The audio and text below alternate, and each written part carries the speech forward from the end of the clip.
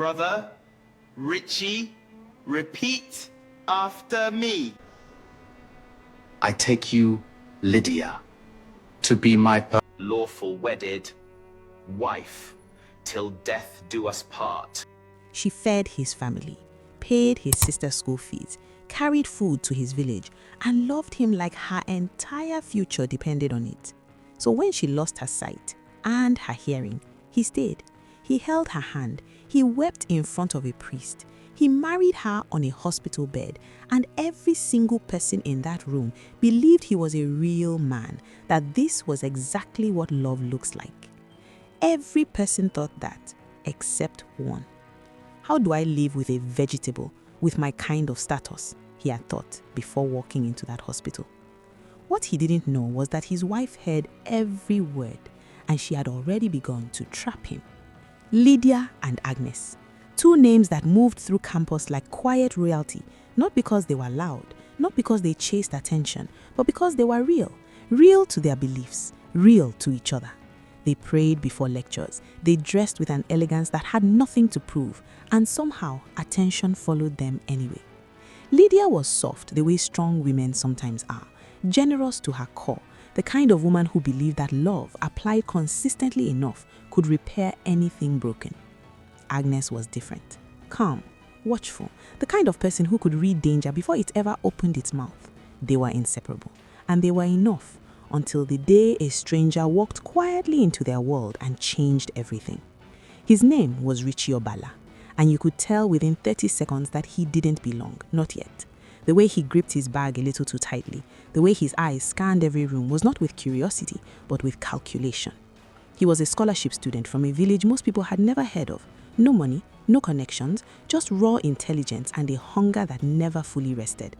Lydia noticed him first, not because he was loud, because he wasn't. "You always sit alone," she said one afternoon. "I'm used to it," he replied, trying not to meet her eyes. That was all it took. Love came fast, and then love came completely. In the beginning, she helped him with small things, food, textbooks, transport fare, but over months, the small things became large things, and the large things became everything. Rent, clothes, monthly allowances wired quietly to his parents back in the village, hospital bills for his mother, full school fees for his younger sister, a girl who had never met Lydia and yet whose entire future was being quietly secured by her. Lydia wasn't just loving Richie, she was investing in his entire bloodline. She didn't notice the shift, how the giving had become the foundation rather than the expression of love, how the word us had slowly become him, how her generosity had stopped being chosen and started being expected. But Agnes noticed, and Agnes was watching. "You are not dating him anymore, Lydia. You are carrying him." Lydia laughed softly and kept folding the clothes in her hands. A poor man can afford to act humble because he has no choice. Give him power, give him access, and you will finally meet his real character. Lydia felt something stir in her chest, but she let it go before it could fully settle, because love has this particular cruelty.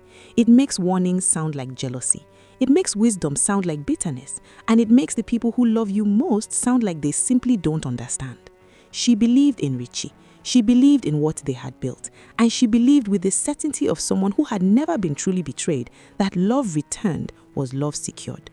What she didn't know was that a man who is loved without conditions will sometimes mistake that love for weakness, and Richie had already begun to mistake it.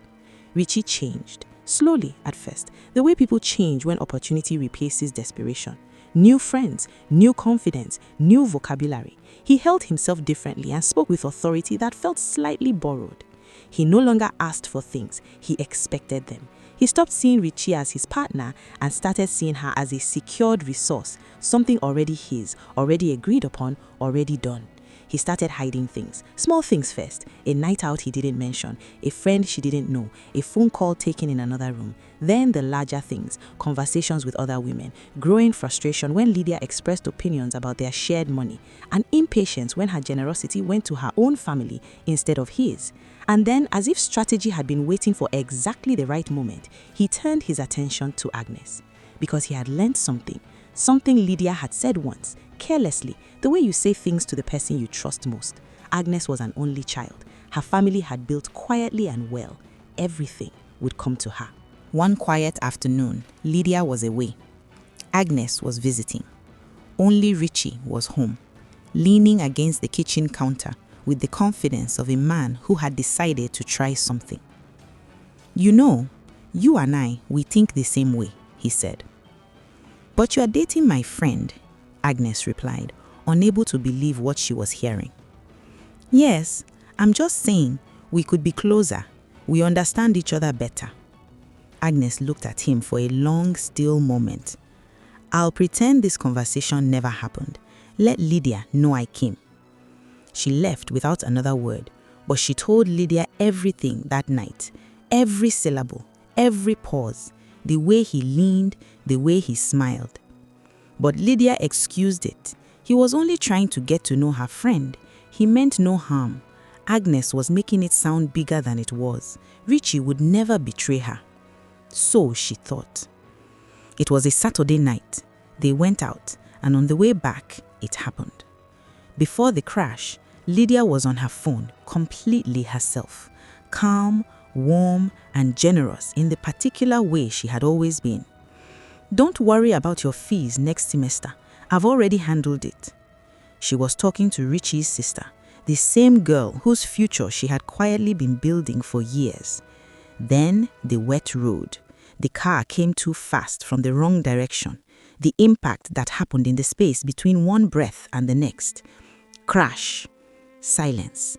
Darkness. At the hospital, a doctor delivered the news without softening it.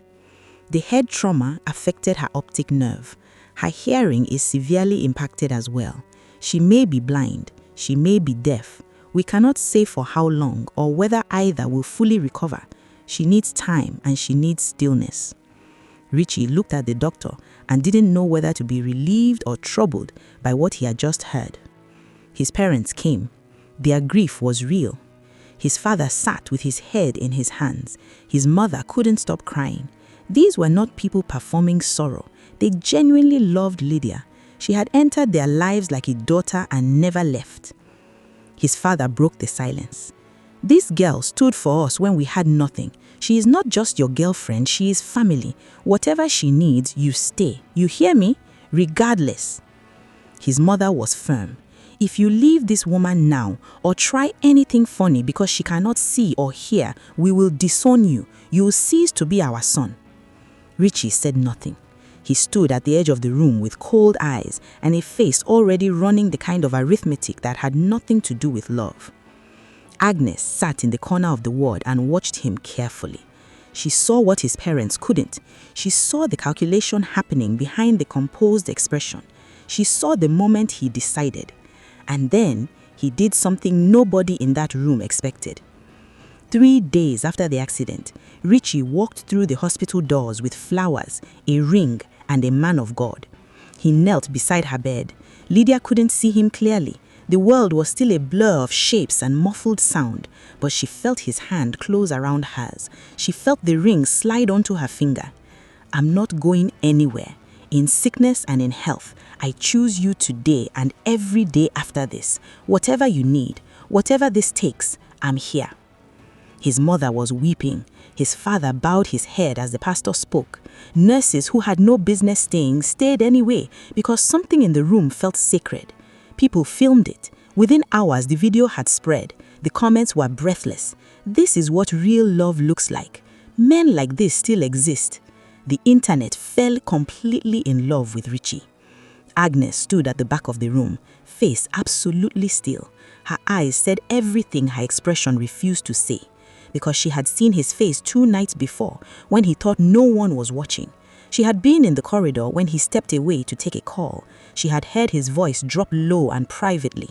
She had seen the disgust he talked quickly behind composure the moment he noticed she was near. A man who loves you does not look at you the way Richie had looked at Lydia in that unguarded moment. He had looked at her the way you look at a problem you haven't yet decided whether to solve.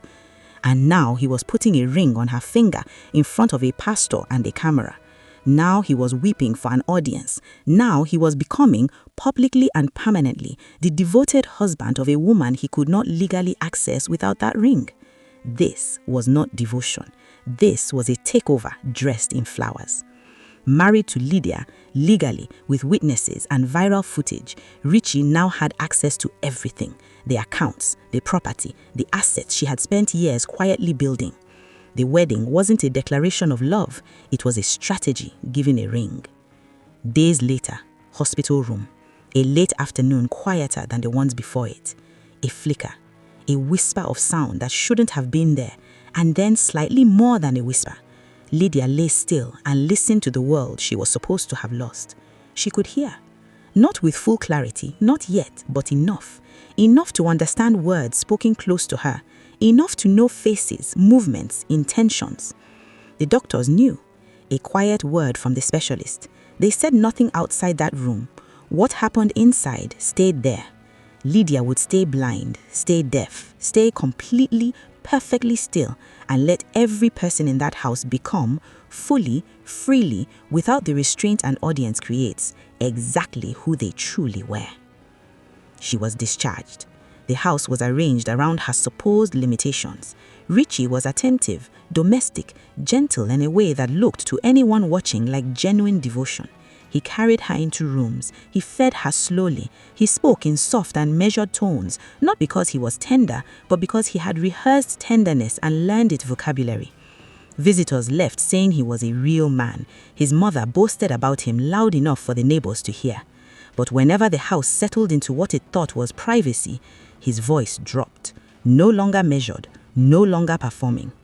I'm handling everything. Just be patient. She can't see, she can't hear. It's only a matter of time. Lydia sat completely still in her chair by the window and heard every word.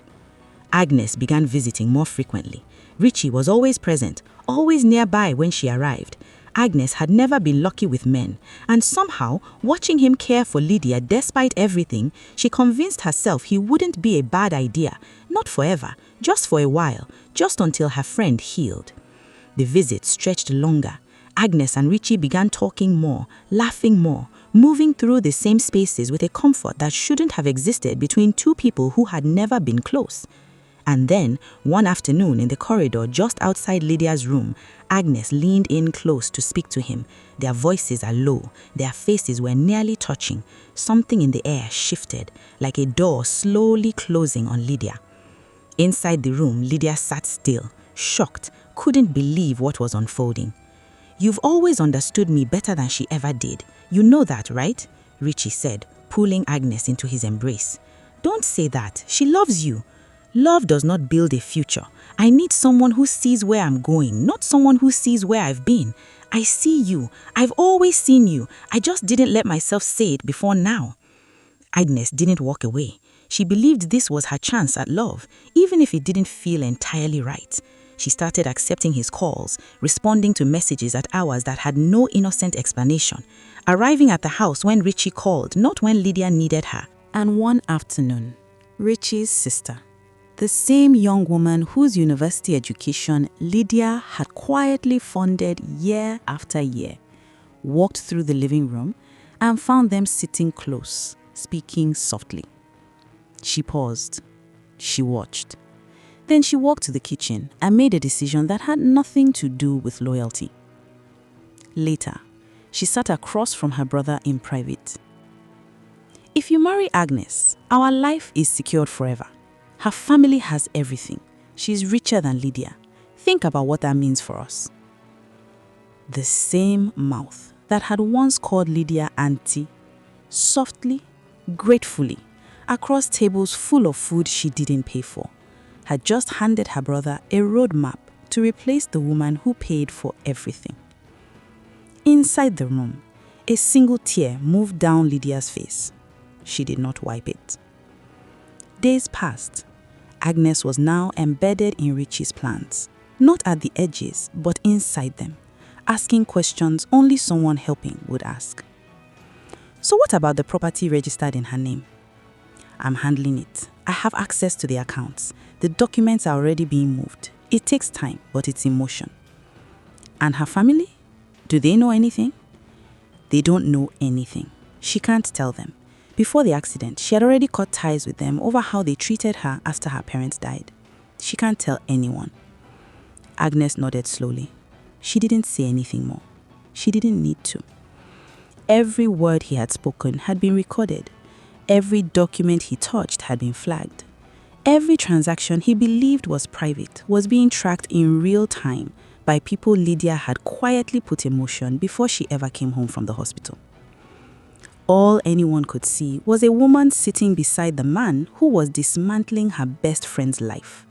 All they could see was Agnes choosing the wrong side, or so it appeared.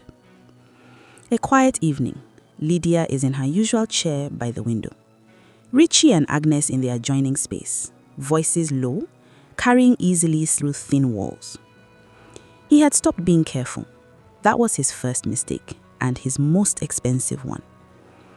She's just a responsibility now, not a future. I didn't sign up for this. I need someone who can stand beside me, someone who matches my level.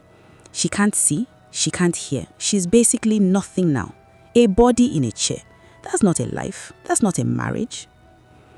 A single tear fell from Lydia's eye. She didn't move. She didn't speak. She didn't change her breathing. She sat absolutely still and stored every word the way you store evidence, not with emotion, but with precision.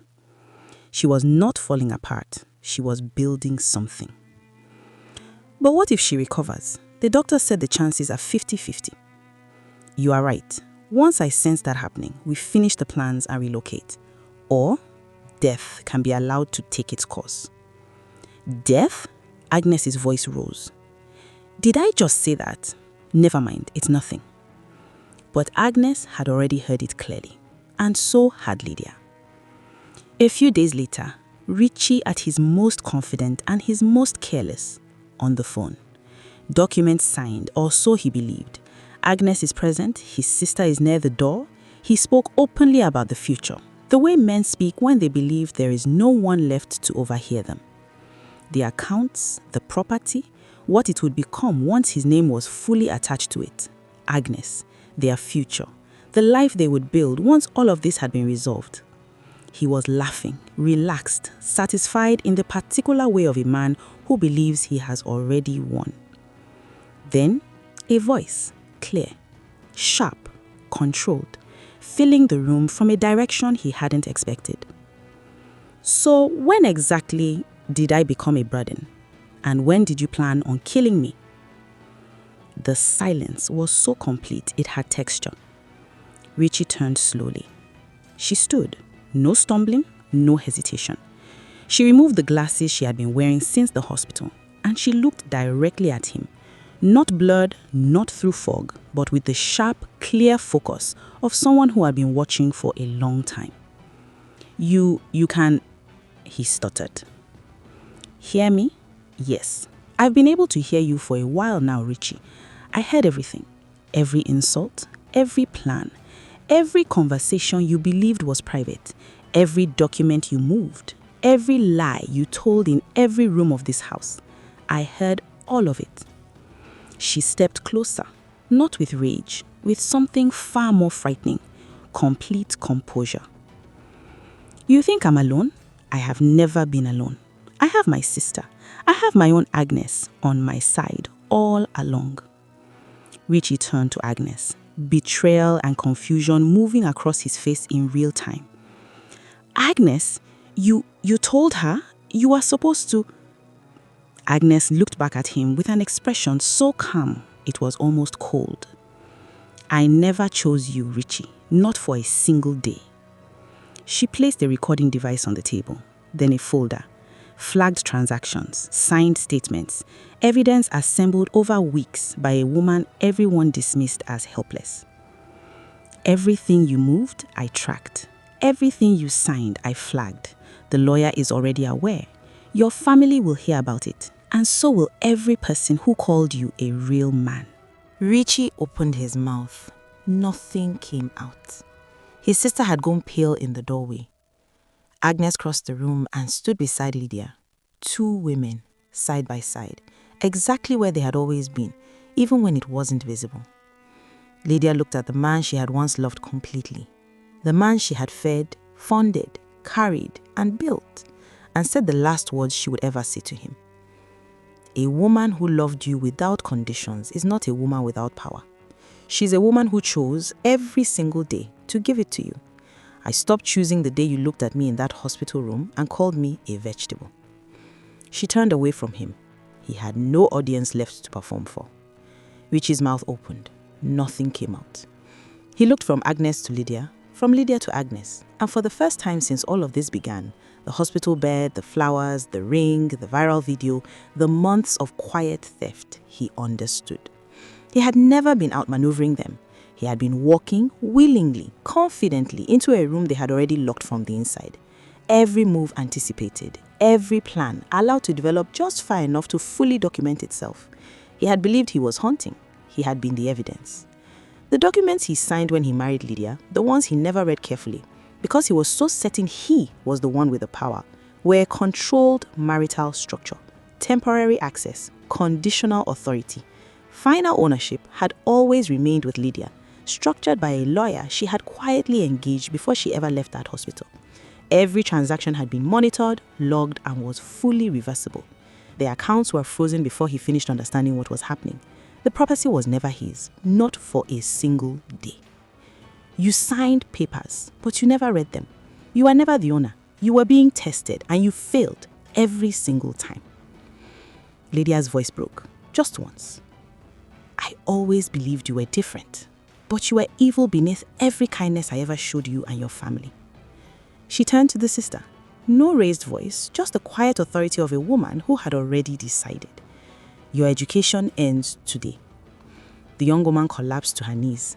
"Lydia, please, I'm in my final year. Don't do this." "You've already graduated," Lydia said quietly, "in betrayal. That certificate will follow you further than any degree." The young woman who had whispered, "Our life is secured forever," now stood in a room where nothing was secured at all. The woman who paid her school fees year after year without ever once being asked had just closed that door, quietly, permanently, without ceremony. Richie stood outside with nothing. No money, no access, no status. Back to exactly where he started. Except this time, there was no woman to carry him and no one left to blame but the face in the mirror. Lydia and Agnes walked out together. Not broken, not bitter, just untouchable. The way women are when they have survived something designed to end them, and instead it made them sharper. Thanks for watching. Drop a comment below. At what moment did you realize Agnes was never really on his side? Was it early? Was it the very end? Tell me. I read every single comment. And subscribe because the next story is already waiting.